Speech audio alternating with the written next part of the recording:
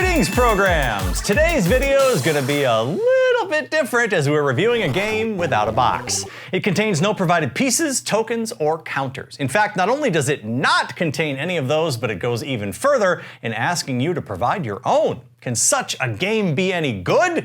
Can it even be worth your precious time? It can, and it is. Today's review game is Netrunner, but specifically Netrunner as re-envisioned by Nisei, a fan-run nonprofit organization dedicated to the faithful reboot of this dearly beloved cyberpunk LCG, and who sent us these copies to review. Let's boot up.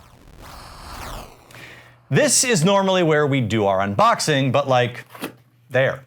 Done. Nisei has opted for a print-on-demand service for their Netrunner products, so you can order their cards with the exclusive Nisei card backing through either drive-through cards or make playing cards, with links to both on their site. However, the full-resolution PDF files are also available for download, so you can print them at home if you like, or find a local print shop. I tried that myself, and some of these cards were done as a first-run test, and these have our GLHF logo on the back once we worked out the kinks.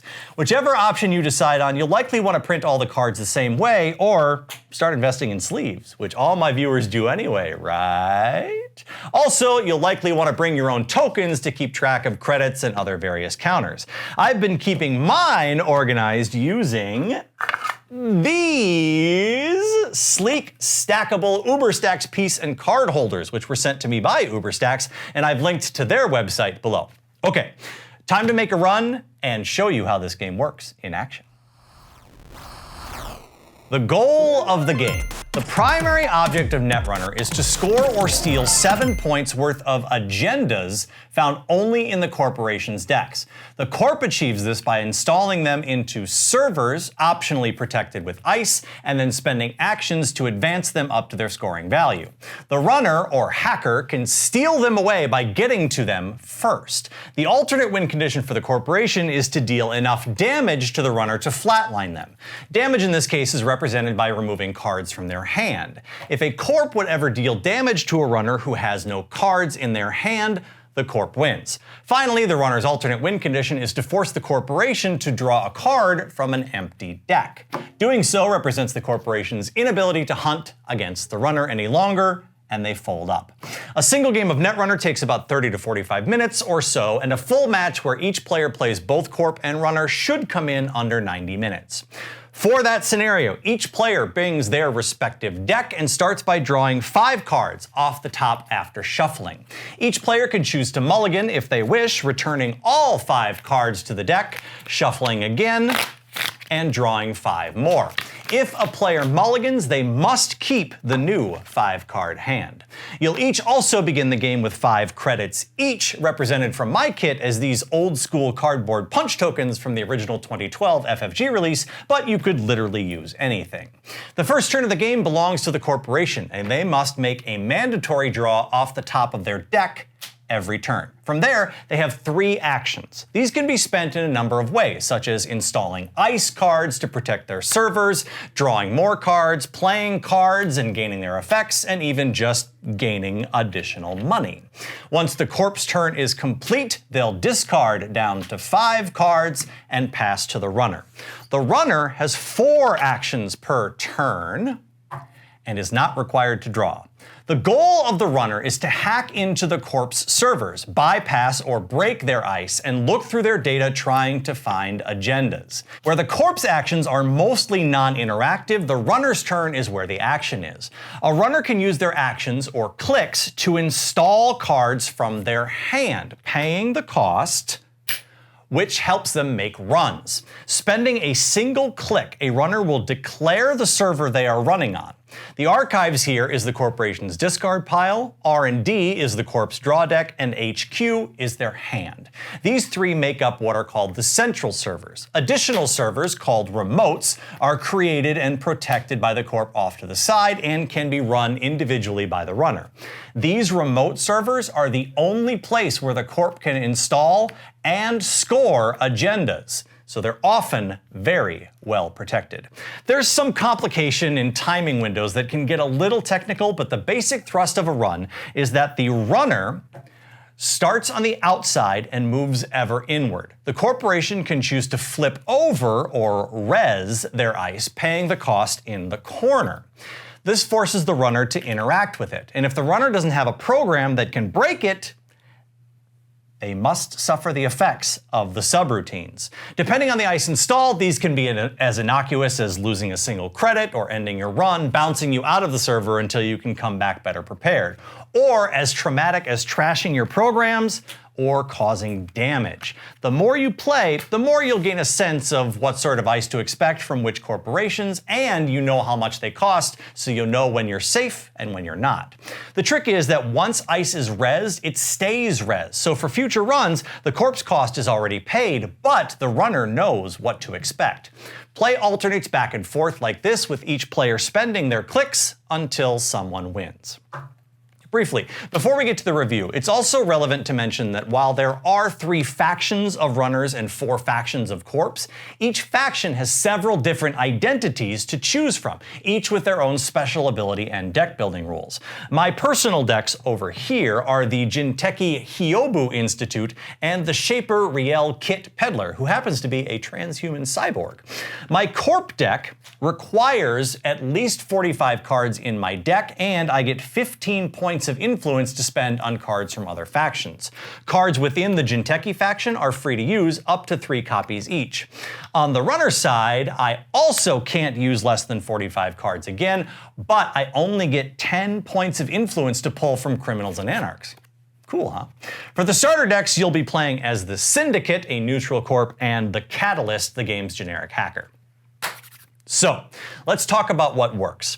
The easy answer is nearly everything. I know, that sounds like hyperbole, but I truly believe that with a well and carefully designed card pool, Netrunner is the greatest 2-player constructed card game ever made. I know, I'm sitting here in the house that Magic built, and that statement makes Megan and Maria roll their eyes, but it's true. Netrunner solves the resource problem that Magic and Pokemon both have, and it also solves the financial issue that new players have for all CCGs. The entire card pool is available to players from jump, and while it's true that as the card pool gets bigger, there's more to choose from, Nisei has solved this issue in 2 ways. The first is that all of the official cards are available from their website to download and print out. The second is that for their events, you're allowed to proxy as many cards as you'd like. If you don't have access to a printer or don't want to go through the hassle of printing and cutting and sleeving just to see if you like the way a deck plays, you can just write the name of the card down and play with it. As long as you know what it does, you're all set. The asymmetry of the playstyle is also a big draw for me, as it keeps the game fresh and fun. Being able to play both the runner and the corp sides in 90 minutes or less is exciting and lets you get in and out of the game quickly. With 7 identities in the intro pack alone, there's plenty to try and experiment with right away. I'll fully admit that there's also nostalgia here. Back in 2012, when the original LCG released, I ran a local group of players, and we had a weekly league. It was what got me into board gaming in general, and I have very, very fond memories of Netrunner as a result. When I sat down to write this review, I wanted to make sure that my glowing praise of this game isn't clouded by that, though. I love it because of my life around it, but I truly believe it's an outstanding game. Finally, I want to specifically call out the lore in the world. Nisei has an entire section of their development team committed to telling the story of the universe, not only through standalone narratives and flavor text, but also through the cards themselves. The world of the game feels vibrant, diverse, and alive. Each of the factions has their own particular flavor of play, and while the individual identities play on those a little bit, you can start to see through the cards how they interact with each other on the table. Characters show up in art for other cards. There's even a strong sense of some cards in factions that borrow from other playstyles. Some games suffer theme as a tacked-on element, but Nisei has continued the strong tradition of making the world of Netrunner feel spectacular. So, does Netrunner miss anywhere? It can, yes. First of all, wild deck lists are readily available online, sometimes even with guides that give you an idea of how to play them. This isn't exactly a set up and play experience. It can be if you make it one, but overall, players choose a particular playstyle they like, maybe centered around a few cards, and then tinker until they find a deck with an identity that works for them. For players looking to just jump in and play, this isn't really an option. Now, you could pre-assemble a few decks if you wanted to and make it that, but that's not how it's designed out of the printer. Additionally, the timing guide for a run looks like this. Now, it's laid out in this way to make it clear when things can happen and when they can't. And normally, a run's a pretty simple affair, but it can get complex. If that's not your can of diesel, then that's something you will want to contend with. Finally, you'll notice that I have all manner of dice and tokens here that I've collected over my game playing years. You'll also notice that my decks are sleeved. It's a good bet that if you like this game, and you absolutely should, that you'll end up spending some amount of money and/or time to get the components that make it really slick. But since you can also get all the cards for whatever it costs you in printer ink and paper, then is it really that big of a deal when compared to a $50 or $60 board game? Netrunner retains its incredible asymmetric tension while shedding some mechanics and becoming what fans always wanted it to be. I didn't even talk about the fact that you can play for free online with live opponents, and the more annoying bookkeeping issues are handled for you on Jinteki.net. If you really want to get in with absolutely zero barrier to entry, there you are. However, let's go through our checklist before I give you my final thoughts. In the box, rulebook clear and non-gender pronouns. The Nisei Netrunner rulebook is online, broken down into two guides, one for Corp and one for Runner. There's an additional timing guide of a run for when you start to include some of the extra spicy cards in your decks. The rulebooks are easy to follow and use the starter decks as guides. It uses you and your pronouns throughout. Iconography clear. A game like Netrunner that lives and dies on secret information needs to have critically good card templating in order to avoid mistakenly playing a card or not understanding a card well enough to know what it does. While Nisei's templating and iconography are good, it will take brand new players a couple games to wrap their heads around some of the basics here. Patience is required, but it'll pay off. Packaging well done. In this case, I'll let you know a little bit about shipping. My cards arrive from drive-through cards covered by 2 bands of plastic for each set, like this, and safely tucked into paper packing filler. On the table, good representation. Oh yes, men, women, non-binary characters, even sentient AI make their appearance here. A wonderfully diverse cast of hackers, C-level executives, system administrators, and artists come from all over the globe to participate in this one. Component quality. Up to you. The cards I was sent from Nisei's print and play partners are what you'd expect from any high-quality board game, and the lack of official tokens or markers means you can bring whatever you've got to the table. Unfortunately, this also means that you're likely going to have to scrounge and possibly eventually pay extra. Replay value, incredibly high. The deck building rules provide all kinds of exploration in how you want your rig to function, and with new Runner and Corp IDs coming out in each new set, there's always going to be something new to find.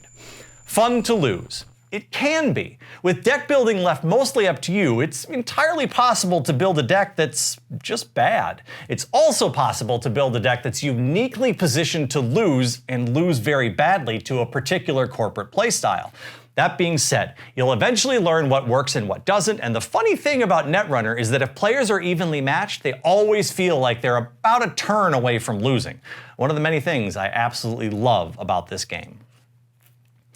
I've said it before, and I'll keep preaching this until we pack up shop. It's not a reviewer's job to be objective. It's our job to explain the game in a way that reveals our own biases. And if ours match yours, then you should come away with a good sense of what you'll like and what you won't.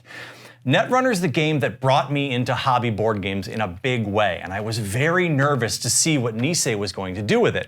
After playing for a couple of months now, I can tell you this game is in very good hands, and there's literally no better time to get in than right now. As always, I'm Nicholas, reminding you to help protect the game population. Always sleeve your cards.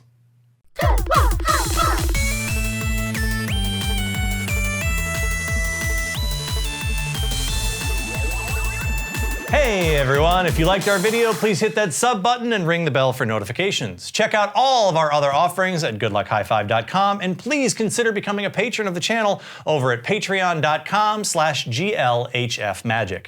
It helps us keep making videos, reviews, and podcasts. You can become a member for any dollar amount. We're also always looking for new games to review. You can reach me at glhfnicholas@gmail.com. You can follow me, Captain N the Game Master, at Captain NGM on Twitter and Instagram, Instagram and follow the channel at GLHF Magic. Remember, please shop at your local game store whenever possible. Until next time, I'm Nicholas, and good luck. High five.